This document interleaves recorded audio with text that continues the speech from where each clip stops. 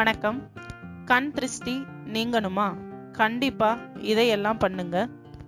கல்லடி பட்டாலும் படலாம், கண்ணடி படக்கூடாது. இது நம் முன்னோர்களின் அனுபவ மொழி. கெட்ட எண்ணங்களின் தொடர்ச்சியான தாக்குதலே கண் திருஷ்டி. இதற்கு கண்ணேறு என்றும் ஒரு பெயர் உண்டு. நாம் எதிர்பார்த்தது மற்றவர்களுக்கு கிடைக்கும் போது அதிக மன உளைச்சல், ஆற்றாமை, பொறாமை உண்டாகி அது பொறுமலாக உருவெடுக்கிறது. இந்த தீய எண்ணம் நம் கண்கள் மூலம் திருஷ்டியாக வெளிப்படுகிறது. பெரியோர்கள் எண்ணம் அழகானால் எல்லாம் அழகாகும் என்று சொன்னார்கள். நமக்கோ அல்லது நம் குடும்பத்தில் இருப்பவர்களுக்கோ திருஷ்டி தோஷங்கள் ஏற்பட்டுள்ளதா என்பதை பல நிகழ்ச்சிகள் மூலமும் சில அறிகுறிகள் மூலமும் தெரிந்து கொள்ளலாம். திருஷ்டி தோஷத்தால் பாதிக்கப்பட்டவரின் வீட்டில் தொடர்ந்து ஏதாவது பிரச்சனைகள், தடைகள், சோகம், பிரிவு, நஷ்டம், கைப்பொருள் இழப்பு என வரிசையாக ஒன்றன் பின் ஒன்றாக வந்து கொண்டே இருக்கும். ஒரு சிக்கல் தீர்வதற்குள் அடுத்த பிரச்சனை காத்து கொண்டு இருக்கும்.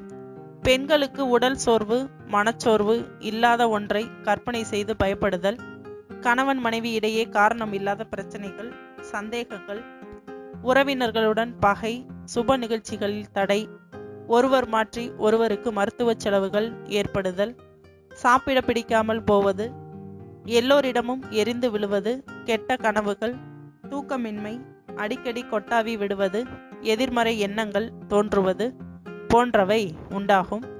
இதன் மூலம் கண் திருஷ்டி ஏற்பட்டுள்ளது என்பதை உணர்ந்து கொள்ளலாம்.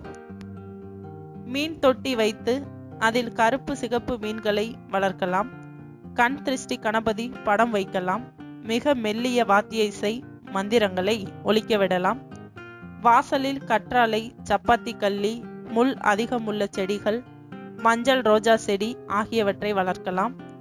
ஆகாச கருடன் என்று ஒரு வகை கிழங்கு உள்ளது. அதை வாங்கி மஞ்சள், சந்தனம், குங்குமம் வைத்து கருப்பு கம்பளி கயிற்றில் கட்டி வீட்டின் வாசலில் தொங்கவிடலாம்.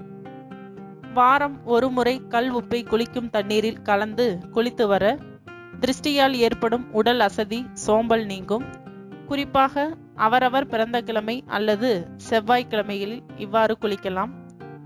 வியாபார தலங்களில் திருஷ்டி நீங்க எலுமிச்சைம்பழத்தை அறுத்து ஒரு பகுதியில் குங்குமத்தை தடவியும் மற்றொரு பகுதியில் மஞ்சள் பொடியை தடவியும் வைக்கலாம். இதை ஒவ்வொரு செவ்வாய்க்கிழமை செய்வது நலம் தரும். பழத்தை மாற்றும் போது முதலில் வைத்த பழத்தை 3 முறை கடையை சுற்றி தெருவில் வீசிவிடவும். வளர்பிறையில் வரும் செவ்வாய், சனி, ஞாயிற்றுக்கிழமைகளில் கடற்கரைக்கு சென்று கடல் நீரை எடுத்து வந்து அதில் மஞ்சள் பொடியை கலந்து கடை, அலுவலகம், வீடு ஆகியவற்றில் தெளிப்பது சிறந்த பரிகாரம்.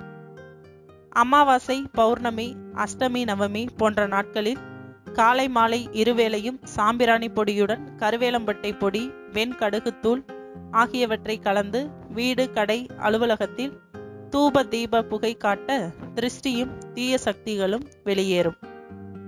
மேலும் விவரங்களுக்கு சேனலை சப்ஸ்கிரைப் செய்யவும். நன்றி.